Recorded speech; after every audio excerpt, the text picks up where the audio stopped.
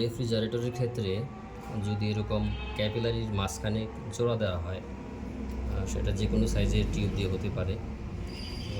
এভাবে যদি মাঝখানে জোড়া দেওয়া হয় সেই ক্ষেত্রে এখানে বিভিন্ন ময়েশ্চার, কম্প্রেসরের তৈল, তারপর এই জায়গায় এসে গ্যাসটা ছড়ায়া যায়, যেটাকে আমরা বলি সম্প্রসারণ।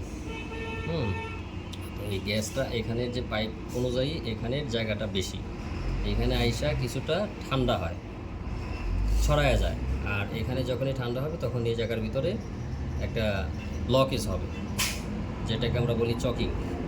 তো এই ক্যাপিলারির মাঝখানে এরকম জোড়া দেওয়া সম্পূর্ণ নিষিদ্ধ।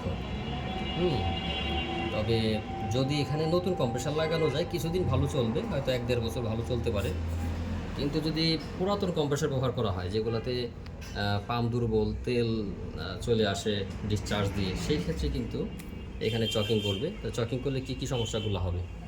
চকিং করলে সমস্যাগুলি হবে কম্প্রেসরে পাম্প নষ্ট হবে এবং গ্যাস চার্জ করতে হবে, আবার কম্প্রেসর লাগাবেন, আবার নষ্ট হবে কম্প্রেসর।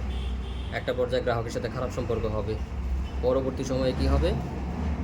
টাকা চেঞ্জ করে দিতে হবে, মানে রিটার্ন দিতে হবে, অথবা ফ্রিজ চেঞ্জ করে দিতে হবে, আপনার রিপুটেশন খারাপ হবে।